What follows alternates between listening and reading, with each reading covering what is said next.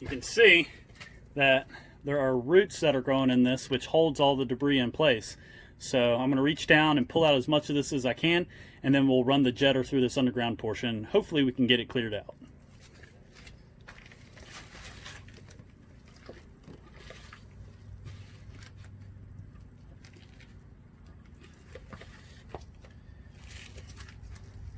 Remember, this client had gutter guards on the top of the gutters, so all this debris got into the gutters, down the downspout, and trapped into the underground portion with gutter guards on the house.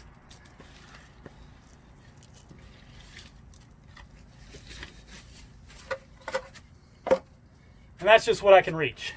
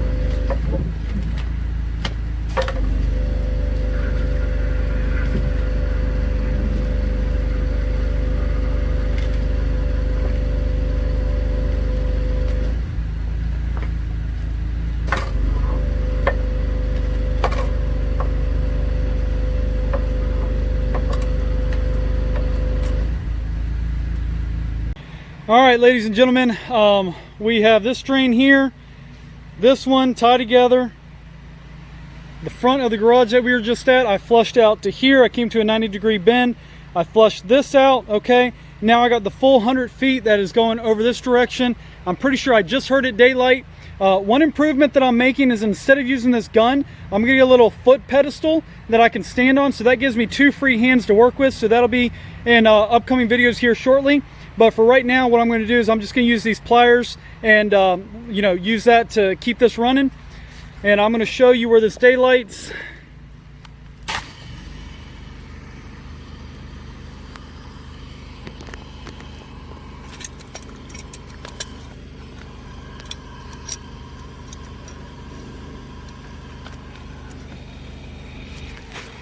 So I just have this, and the weight of it's pushing it down.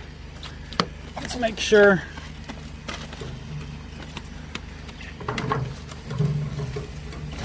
Just gonna try to give it the full 100 feet. Oh, yep, there we go. I don't know if you guys can hear that.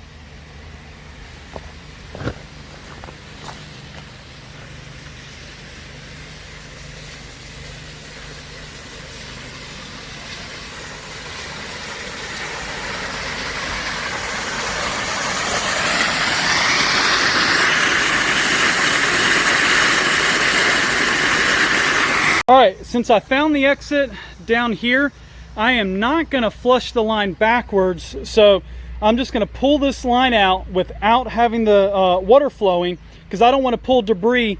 Remember, there's jets that are facing backwards on that tip that's gonna spray backwards. And as I pull the line backwards, it'll move debris in front of those rear facing jets. So I'm actually going to pull this line out with the trigger off, with the trigger open, okay? And I'm gonna come down here and I'm gonna feed the line 10-15 feet this direction, and then slowly pull that line backwards to flush any debris that has accumulated down there at the end, to flush it out the exit. And then we're gonna move some of that pine straw to make sure that that exit is open. All right, remember folks, you don't want little tiny lines. So when you're pulling this 100-foot line out, okay, if you don't have a reel that it's directly attached to, put them in big loops. And then once you think you got about 50%, go ahead and just walk with it. That way you have large loops and your line isn't going to get knots in it and tangled up.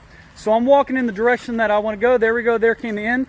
And again, I'm just going to keep pulling this. All right, I'm caught up on something, but I want these nice, big, long, large loops, okay? And when I'm walking down to this other drain, I'm not going to pick all this up.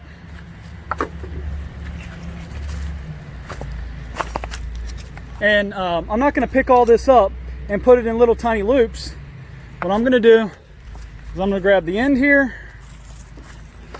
I'm going to grab this end. And I'm going to keep the whole rest of this in a nice big long loop. All right. See this little bend right here? If I had a lot of tiny loops, I would get you know, a lot more of these little tiny bends in here, and that's not what I want. I want these nice big long straight loops. You can see where the water is down here. See what happens? The line kinks up, and on these lines you get a kink. You start getting kinks in the same place all the time, and that's where this line's going to rupture. So I'm going to go ahead and take that out.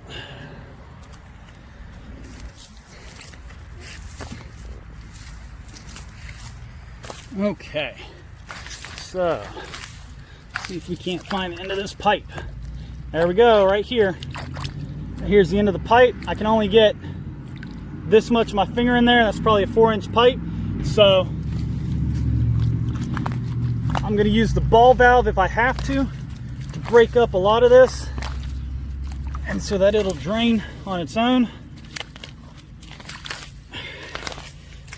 I want all this debris and yuck to drain on its own.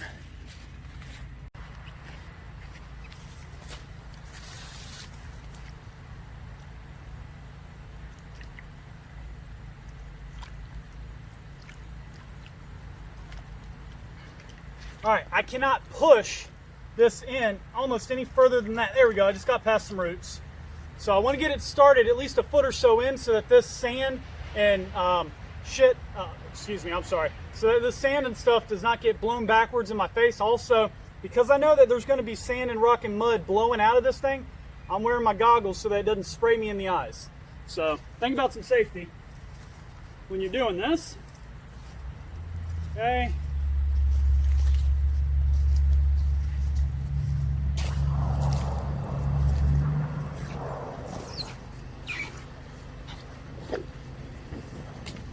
There we go.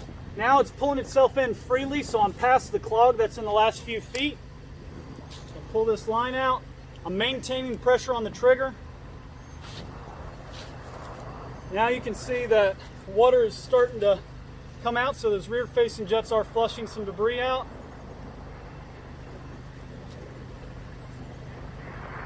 Remember, I'm pulling this back slowly so that those rear facing jets will break up any clogs and flush out any debris.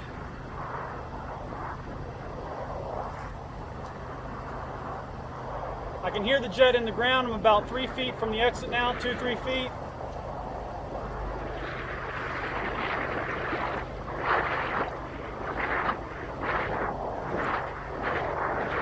Remember before where it wouldn't go in on its own, so I know this is working because it's pulling itself back forward. When I hear that it's near the exit, I'm getting out of the path of, oh, no I'm not, I just got soaked. All right. So, this is the risk you run of doing this type of work.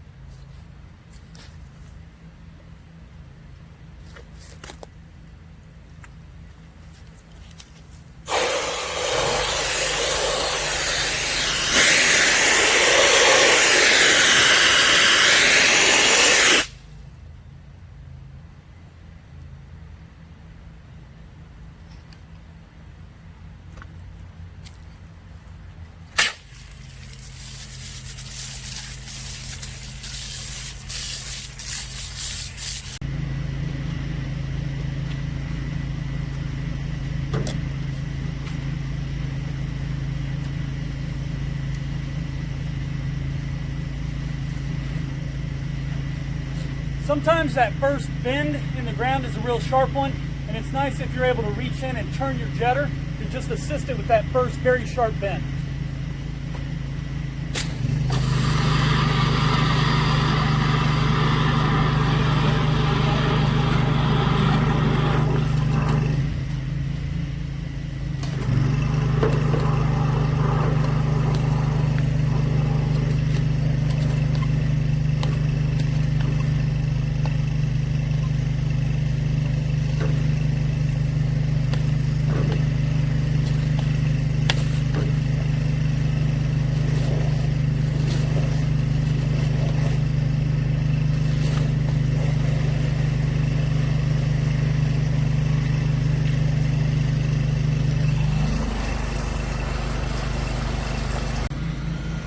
Okay, this here is a perfect example why I don't use a wire rat. I use a hydrojet to dig. This is a reason why I don't dig with a shovel. I use the jet attachment. This is either a cable line, I don't know, that is real thick to me. That looks like a power line, right over the exit. So if I were to take a shovel and start digging a trench here, I could very easily hit that, because I don't know where these pop-ups, where these lines are going to end. This was right over top of another wire. Okay, and when you call 811 to have them come mark, they want you to lay out, because they're not going to mark every single little wire. Say this is going to a lamp post, or they get it wrong all the time. So that's why I just used water to do my excavation. That's just why I use a jetter with a straight tip. Nothing that has a knife on it that spins to, say, like descale or cut any roots or anything. I just use water power, because the water is not going to penetrate this line, but a sharp metal spinning object or a rat that's made out of metal could get caught on there, and you start, you know, the rat, you start cranking it and turning it, it could very easily tear that up, damage the line. You could have a lot of other problems. So unfortunately right here I am not going to be able to dig a trench because it's so far down the ground. This would be a perfect place for a pop-up emitter, because there's a lot of drop from right there to right here is a lot of drop. And with a pop-up emitter, everything from this level above will drain out of the pop-up emitter. You will have some standing water below ground, but that's not the end of the world. You shouldn't have any mosquitoes or anything else come into this area.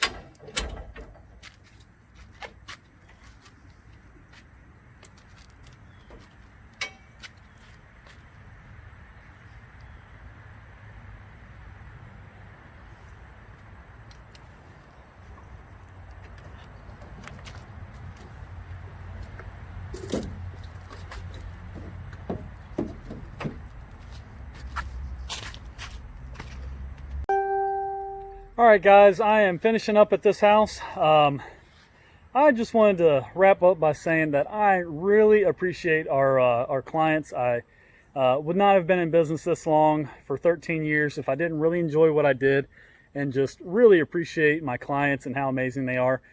We are not always perfect, but I would say 98% of our clients they give us the benefit of the doubt if we make a mistake, and they just let us know, and we're able to come back out and make it right. Everybody at the end of the day has a win-win. And it just, the great clients that we have just really make this work enjoyable. If you guys need help with any exterior cleaning, underground drain flush, power washing, soft wash, anything like that in the central North Carolina area, please reach out to us. We're more than happy to help you out with your project. And you can send us a work request directly through our website, DIVCleaningservice.com. DIVCleaningservice.com. You guys have a great day. We'll talk to you soon.